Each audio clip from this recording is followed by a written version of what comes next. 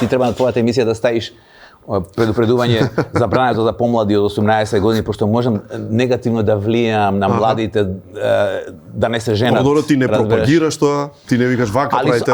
Али веројатно со страст го бранам својот став дека ми е убаво што сум неженет и што немам Ама да те вратам, си дошол близко до такво нешто? Имало варијанти, имало сигурно дека се погодиле девојки и жени кои што многу би биле добри да ми бидат сопатнички. Добро, Ја не сум бил као што треба. Јас сум бил или презелен, или пребудала, или прерастрчан, или преповршен, па не сум ја регистрирал, па после 10 години ми текнало, таа беше добра. Или сум ја регистрирал у real time дека е добра, ама мене ми идел паметот таму негде, така дека мене е проблем.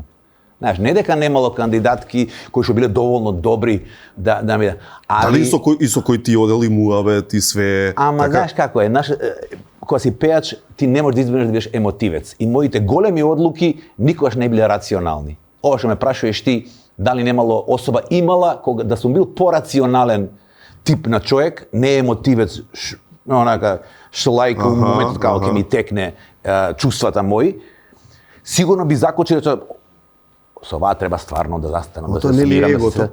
Не, тоа е емотивната конструкција што имаш внатре. Која што има лоши страни, добри страни.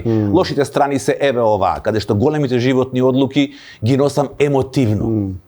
На своја штета најчесто. Ама од друга страна, таа емотивна моја страна па ми помага да правам песни. Ја без тоа не би можел леп да створам, да јадам. Добро, и за ова не дека едното е лошо или добро, туку секој нешто си има добра и лоша страна. Да. Знаеш, струјата е добра, ти го прави добар животот, е болесен, а може да те убие. Истата таа струја.